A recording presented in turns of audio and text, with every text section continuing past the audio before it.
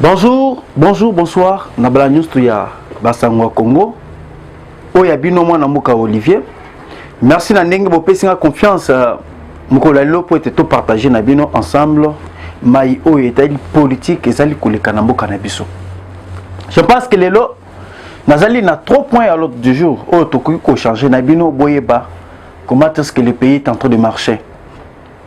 Yali boso tokolobela o etali remis de brevet à 245 auditeurs de la 8e session ordinaire et 6e session spéciale du collège des hautes études stratégiques et la défense. Makamwango ebandi. Plus ou moins 245 officiers, ba colonels, ba généraux, ba pesongo, ba brevet. Toko en détail. Là maintenant, deuxième point, le régime de Paul Kagame touche à sa fin. Ça ne va pas. Hein? Régime ya Kagame, Kalate et Zosila. Tokoko en détail, n'a qu'à expliquer bino un par un. Oui, ben, comment est-ce que Kagame a kokoué. La troisième des choses, Tokosola na Oyo Etali. Les corps de Sherbin Okende passent déjà à l'autopsie et pourquoi sa femme ne veut pas se présenter à l'autopsie. Makambo yango yango. Moi si à Sherbin Okende mais lelo akomo boya kokende basala moba na autopsie mais tokomo mona kaka famille à Sherbin Okende grand frère na petit frère na na bato mususu bakomo kende parce que espère oh bango banda kozela espère baza déjà sur le lieu. Merci bande konanga toujours courir derrière le temps pour voir que tozana ngonga ebelete ya kosolona bino to bandi nenge to uchi ko nenge na uchi ko bino na sommet ya émission. Le président Tshisekedi prend maintenant la face de la guerre avec les Rwandais. Rwanda bandai ko sakala na mabele sans toutefois koyeba.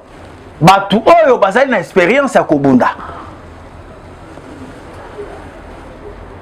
Formation outil ko le dernièrement avec nos officiers. Tozala ki na Centrafrique. Il y avait beaucoup de pays oyo ekenaki pe na formation.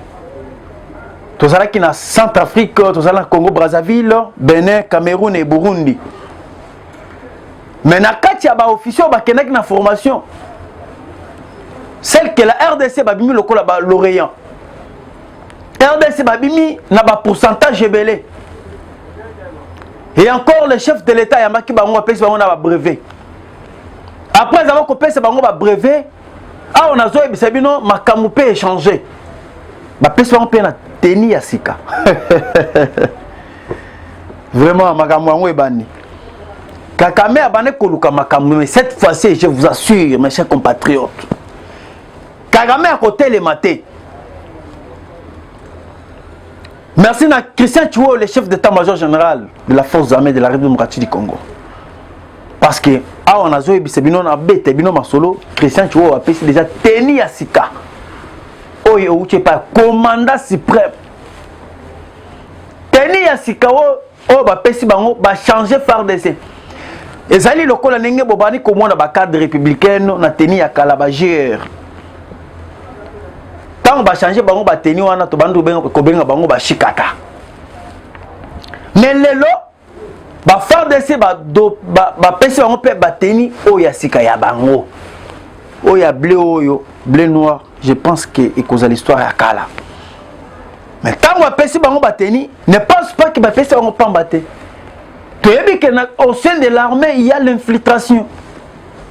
Il fallait maintenant, pour casser ma camouane infiltration au sein de l'armée, tout doté va faire de ces tenues à Sika. Oh, Munguna a causé la même identité na Oya Bisote.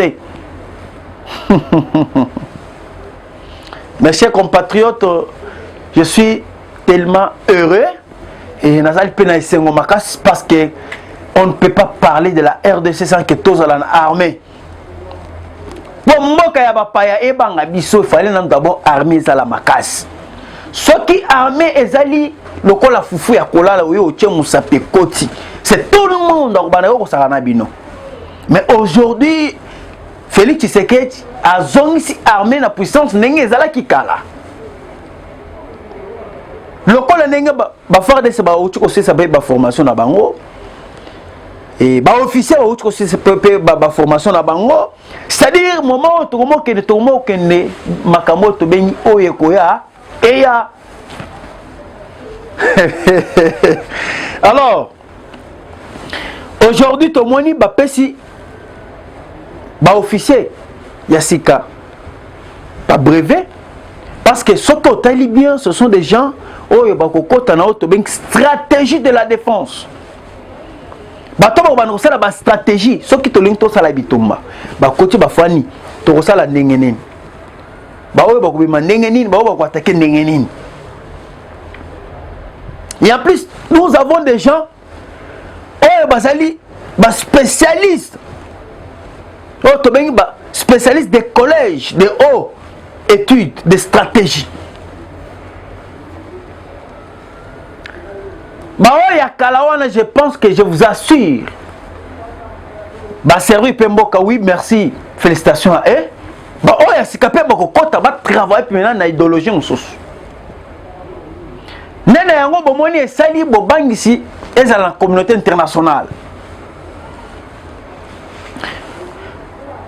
Le chef de l'État y a recevoir le sous-secrétaire d'État américain chargé des affaires politiques en Afrique. Ayaki na message na otobengi États-Unis d'Amérique. Ba meka mena ba moni non Tshisekedi ali oya komo kende. Tshisekedi komo kende na ali ya otobengi ya bitumba. Parce que ndenge zawana na kati ya est de la République démocratique du Congo. Le M23 a une aide au Rwanda. Le M23 aussi une aide de la communauté internationale. Maintenant, Tshisekedi est en train de préparer la guerre contre ces voyous-là, M23, soutenu par Paul Kagame.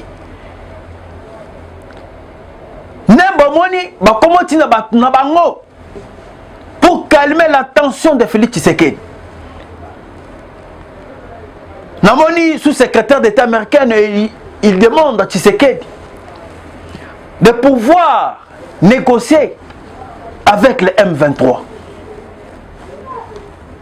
Asenge pas Félix Tshisekedi ameka kozo batuya est otobengi ba M23 intégrer bango na kati armée pour te kimia et revenir na kati est.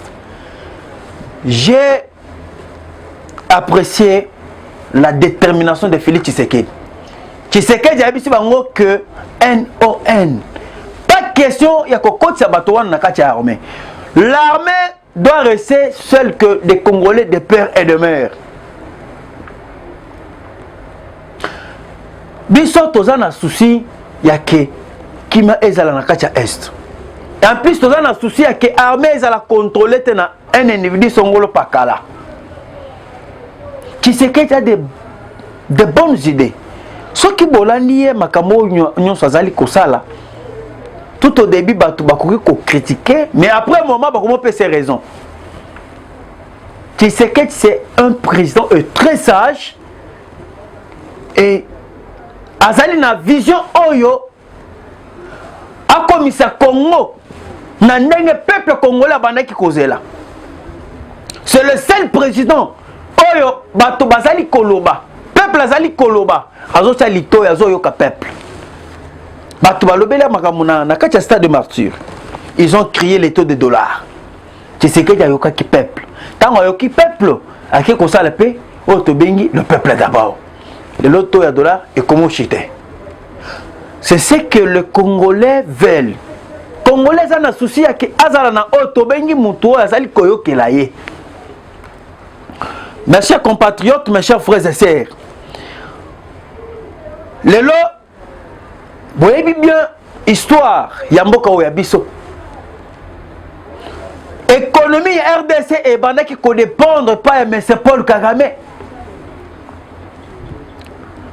Tant que bato mosusu va commencer à la makelele de gauche à droite pour acquérir ce gouvernement en place.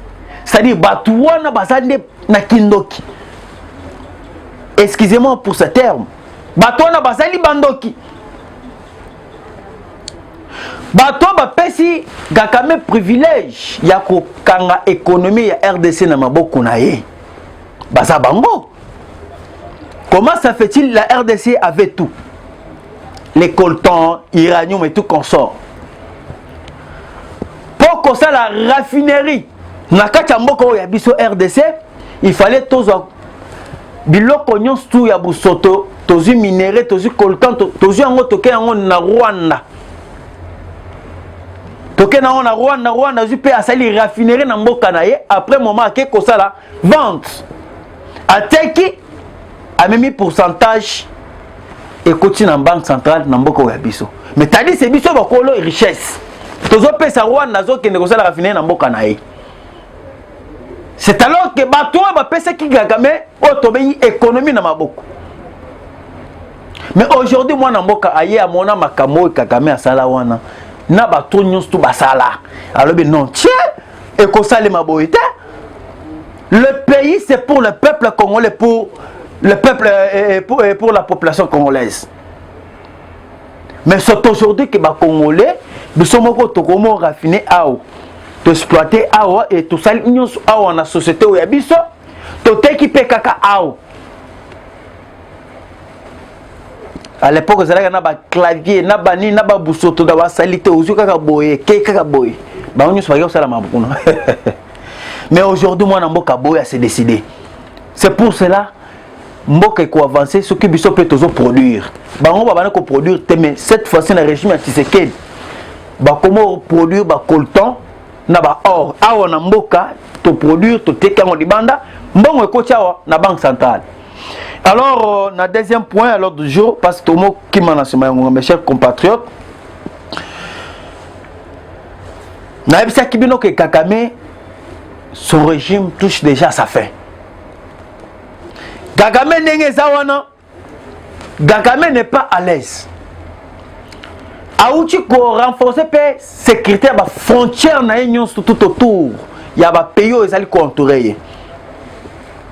Mais pourquoi Kagame commence à s'agiter? Et il fait aussi appel à ces troupes qui est au Mozambique, qui est au Bénin, et aussi qui sont au Tanzanie, voire même au Soudan.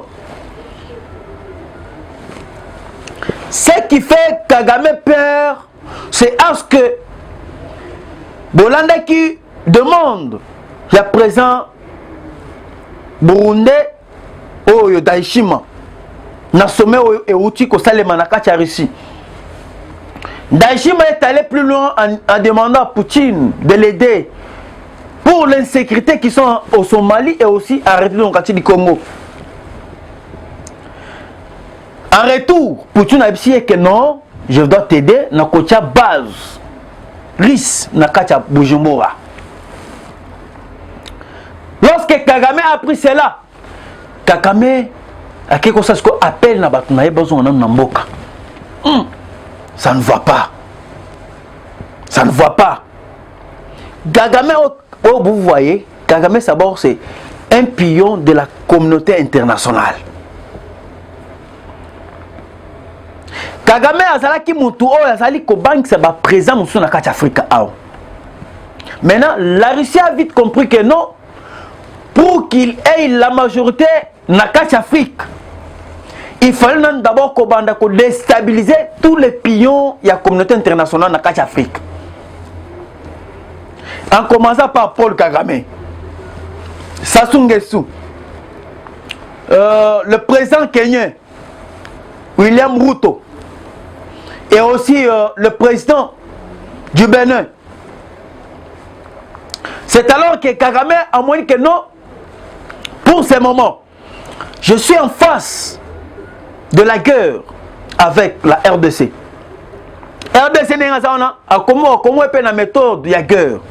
Ce qui a une méthode de la guerre, présentement, dans le cas effectif, il y a des militaires et des militaires. Les militaires sont en Somalie, à ce qu'on appelle les militaires. bato basala qui na Bénin asali appel bazongi na mboka na ye. Et je vous dis que mes chers compatriotes, la Russie azolinga toujours ko effacer Kagame parce que c'est Kagame qui est en train de mettre les troubles dans l'Afrique centrale et aussi l'Afrique de l'Est. Qui pourrait y croire? Il y a que non, Kagame azali na ba pion na ye na Afrique, na Afrique. Personne. Parce que la communauté internationale bandi ko djembe le somme Kagame, Kagame a tenu batou, ba militaire, ba kena mboka ba paya. Ce qui que au Sahel erreur, batouana ba sali au forcing, ba bengano na pouvoir. Parce que ça là qui pion majeur. Lorsque vous voyez négociations avec les gouvernements congolais et aussi les M23, ce ne sont plus le M23. Bazali ba militaire rwandais et je vous assure. M23 et celle militaire rwandais bazali maintenant qu'on a la pression pour que tous la contrôler par Paul Kagame. Ba Congolais et belé ba ibi makambo yote. Congolais muso zalaka posa kaka afani alamuki lipa et transport. Mais ozoye ba que nous recourons à un danger. Et zali système oyo Kagame bande kotia na kacha Afrique. Pour les fragiliser, il fallait maintenant commettre au Tobengi bataillon. RIS, Naba, Bibundeli, Yamakas, Nakacha Bujumbura. Tandis que ceux qui ont à Bujumbura, ils ont la facilité à que au côté de Tobengi, na Kigali. Baza na frontière. N'est-ce pas RDC na Rwanda wana. Par exemple, baza na frontière. Et en plus, mes chers compatriotes, là où vont les choses, même Poutine l'a dit. Poutine a dit, moi je ne peux pas faire la guerre avec la France. Mais l'essentiel est ça que n'a récupéré l'Afrique. Dès que je récupère l'Afrique, et la France va tomber. Mes chers compatriotes, maintenant qu'on récupère l'Afrique, il y a un mot. Après qu'on récupère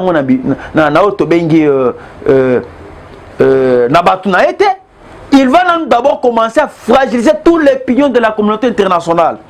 Parce que le moment où tu as un moment où tu as imposer monnaie na bango, avec la Chine.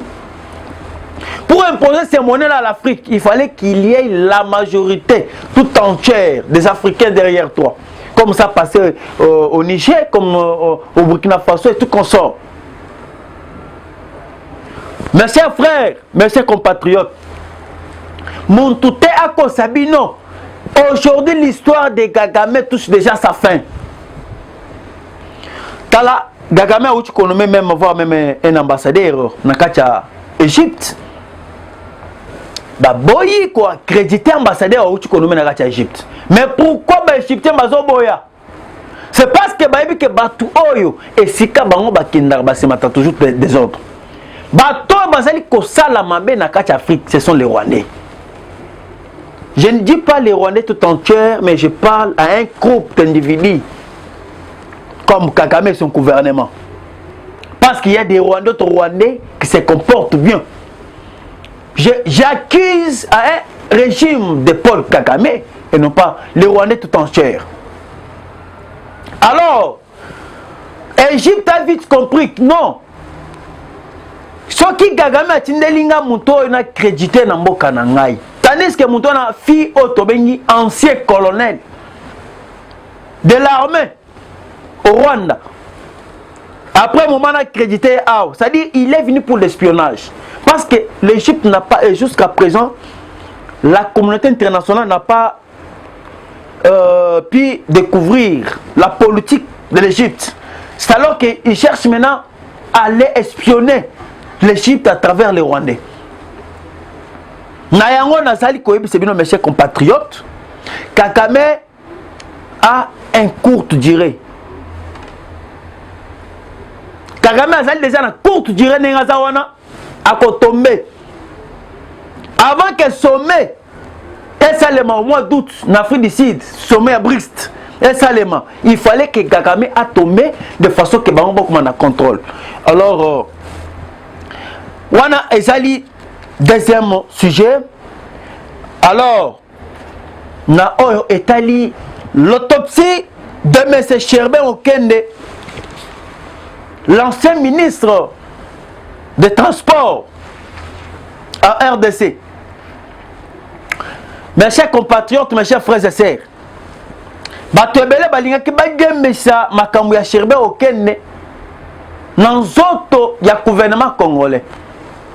Nous sommes babandaki koluka premièrement qu'il y ait des sanctions contre le président de la Cour constitutionnelle. Nous pouvons passer aux élections. Mais mon tour azali na droit, azali na pouvoir.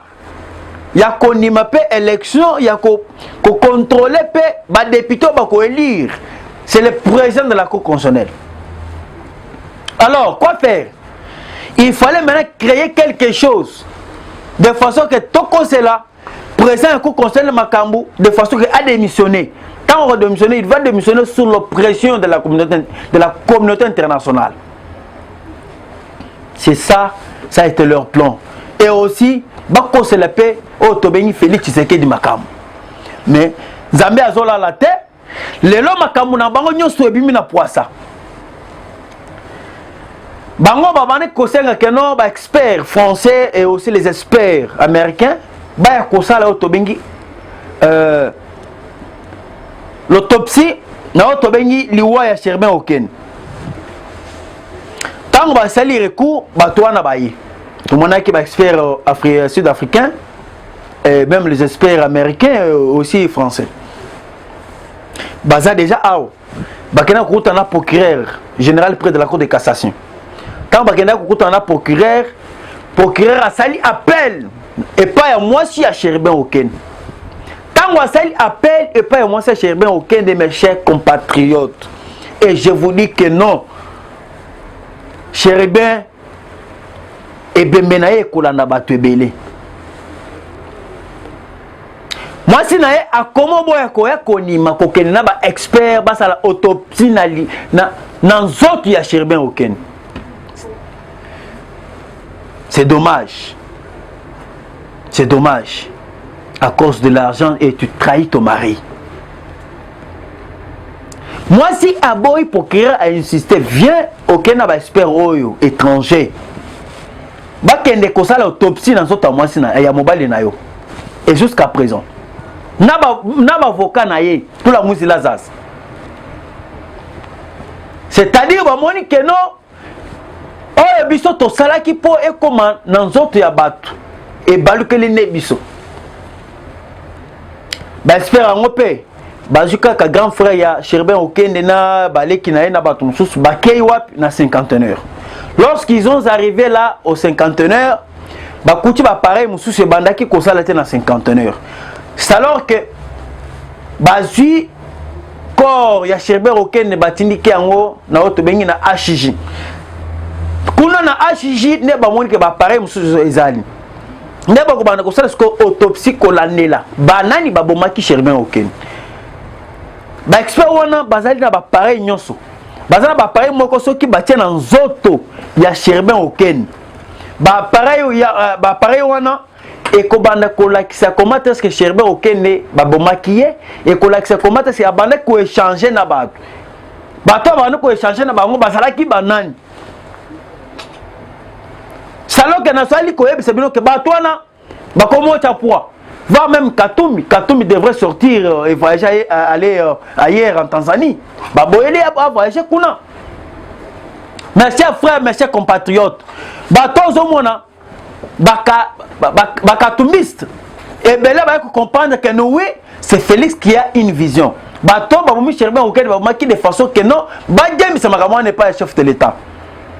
Katumbi Yango, oh, Yobozali, ko soutenir, mes chers compatriotes. Moi, j'ai toujours dit au Katangé que non. Ne soutenez pas un étranger, mes chers frères Katangé. Moi, je connais Katumbi très bien. Moi, j'ai été à Lubumbashi. Je connais la gestion de M. Katumbi. Ce qui est le bino bozali questionner Katumbi. J'aimerais savoir une chose, mes chers frères Katangé. Parce que Katumbi, des fois, bomi je camine. Bozo ye bangote. Le lo Katumbi, abomi, Katanga, ba société benna Katanga, il confie à travers Katumbi. En commençant par le régime de Kaname avec son frère Katumbi.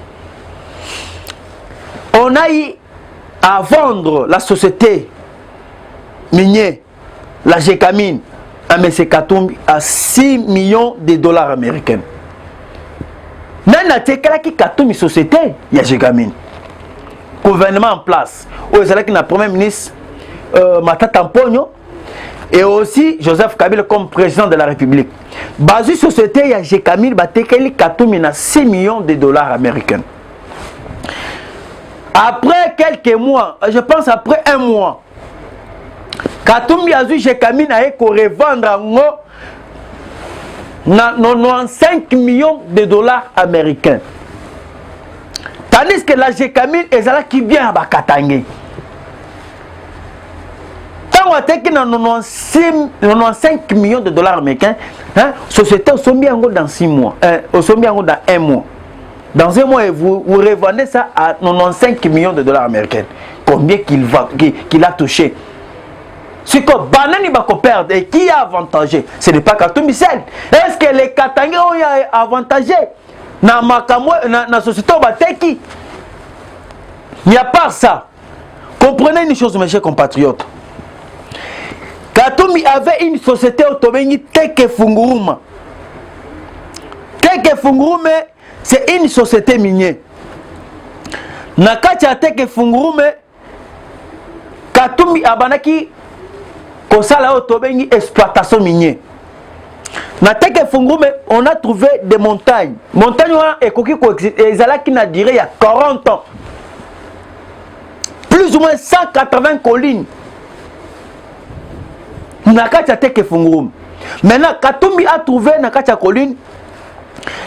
Il a d'abord commencé à exploiter Nakacha colline. Il y avait des montagnes de Katebal, montagne de Sabine, montagne de Goma et montagne de Sarabia.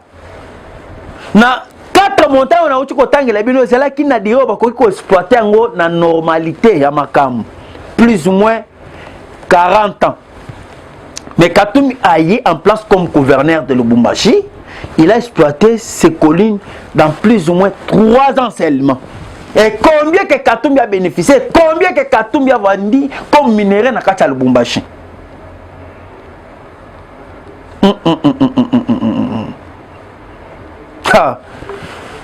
C'est pas normal. Si que toi tu te dis que tu es compatriote, tu ne peux pas piller nos ressources minières comme ça. Parce qu'un Congolais qui aime ses frères, ses sœurs, à qui j'étais jamais côté minerai na façon à boy. Minerai côté pendant 40 ans, ils ont exploité pendant 3 ans côté kayango. Alors, mes chers compatriotes, pour continuer à je suis très heureux et très content sur le Lanabino en face parce que ce pays nous appartient. Ce pays, c'est pour celles que les Congolais et non pas les étrangers. Plus 243, 89, 335, 82, 51. Plus 243, 89, 335, 82, 51. J'ai dit et je vous remercie. Ciao. Dans sa nouvelle édition, Eshima Magazine met en lumière le travail réalisé par le ministre d'État au budget, Aimé Boji Sangara. Dans ses colonnes, le mensuel congolais revient sur le bilan de ce membre du gouvernement, Sama Lukonde 1 et 2, mais également sur son parcours et ses actions sociales réalisées principalement dans la province du Sud Kivu. À la une, élaboration des budgets 2022-2023, Aimé Boji aligne des chiffres historiques avec le rôle crucial que joue son ministère, c'est lui d'assurer la mise en œuvre de la politique du gouvernement en matière budgétaire. Aimé Boji Sangara a mis toutes les batteries en marche pour améliorer les prévisions budgétaires et la qualité de la dépense publique, tout en respectant le délai constitutionnel du dépôt des projets de loi des finances au Parlement. Sur les 2 exercices budgétaires, Aimé Boji a réussi à élaborer à temps les projets de loi des finances pour les exercices 2022 et 2023, ce qui avait permis au Premier ministre de les déposer dans le délai constitutionnel. Un travail qui a fait que le gouvernement aligne des chiffres historiques comme 16,8 milliards de dollars de budget en 2023 après son examen au Parlement. Au-delà de ses performances au sein du gouvernement, Aimé Boji se consacre à plusieurs actions sociales dans la province du Sud Kivu, son terroir. Le dynamisme d'Aimé Boji témoigne de l'avis des observateurs de son engagement indéfectible en faveur du développement socio-économique du Sud Kivu. Autre titre à découvrir, mobilisation de recettes en 2023. DGI, Barnabé Mwakadi multiplie les stratégies pour atteindre les assignations fixées par le gouvernement à sa régie. Code numérique promulgué, la RDC a réglementé sa toile. Découvrez également un entretien exclusif avec Florimond Mouteba, président du conseil d'administration de l'Observatoire de la dépense publique ODEP, et plusieurs articles économiques internationaux documentés et instructifs dans les pages d'Eshima. Eshima Magazine, un nouveau standard d'information.